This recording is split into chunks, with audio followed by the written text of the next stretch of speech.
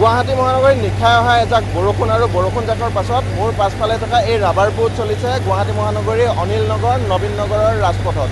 আৰু মোৰ পাছফালে যদি দেখুৱাওঁ তেন্তে এখন বিশাল পথাৰ সদৃশ আচলতে পৰিৱেশ এটা দেখা পাব দৰ্শকসকলে, কিন্তু আচলতে এইখন পথাৰ নহয়, ৰাজপথ বৰ্তমান সময়ত এনেধৰণে প্লাবিত হোৱা দেখিবলৈ পোৱা গৈছে।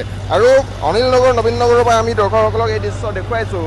অনিল নগৰ নবীন নগৰৰ যি মূল পথছোৱা, সেই মূল পথছোৱাত বৰ্তমান সময়ত এনেধৰণৰ এটা পৰিৱেশ আৰু ৰাবাৰ বুট, এনেধৰণে ৰাবাৰ বুট চলিব লগা হৈছে। যি ৰাবাৰ বুট আচলতে সৰ্বসাধাৰণতে ভয়ংকৰ কোনো দুৰ্যোগ আহিলে বা আচলতে যেতিয়া বানপানী হয় সেই বানপানীৰ সময়ত চলা দেখিবলৈ পোৱা যায়। কিন্তু অনিল নগৰ নবীন নগৰত, গুৱাহাটী মহানগৰী অনিল নগৰ নবীন নগৰত দেখিবলৈ পাইছোঁ এনেধৰণে SDRF আছাম, SDRFৰ ফালৰ পৰা ৰাবাৰ বুট চলাই যিসকল বন্যাৰ্ত আছে, গুৱাহাটী মহানগৰীৰ কৃত্ৰিম বন্যাৰ্ত বুলি ক'ব লাগিব, কাৰণ কৃত্ৰিম বান হৈছে ইয়াত, কৃত্ৰিম বন্যাৰ্তসকলক সকাহ দিবলৈ চেষ্টা কৰা দেখিবলৈ পোৱা গৈছে।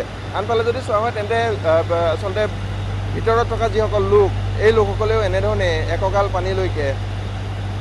পানীলৈকে ডুবি বৰ্তমান সময়ত নিজৰ কৰ্মক্ষেত্ৰলৈ আহিছে, কোনোবা চিকিৎসালয়লৈ আহিছে, কোনোবা অন্যসমূহ কামত ওলাই অহা দেখিবলৈ পোৱা গৈছে। কাৰণ আজিৰ দিনটো মঙলবাৰ আৰু মঙলবাৰ গতিকে খোলা বাৰ এটা, গতিকে সকলোৱে নিজৰ গন্তব্যস্থানলৈ যাবই লাগিব। ছাত্ৰ ছাত্ৰীসকলে বিদ্যালয়লৈ যাব লাগিব, অন্যসকলে আচলতে নিজৰ কৰ্মস্থলীলৈ যাব লাগিব, গতিকে সকলোৱে নিজৰ কামত ওলাই আহিছে। কিন্তু আজিৰ দিনটো যেন স্বাভাৱিক নহয়, কাৰণ একঁকাল পানীৰ মাজেৰে আহিব লগা হৈছে আৰু একঁকাল পানীৰ মাজেৰে আহি নিজৰ গন্তব্যস্থানলৈ, নিজৰ কৰ্মস্থলীলৈ যাব লগা হোৱা দেখিবলৈ পোৱা গৈছে।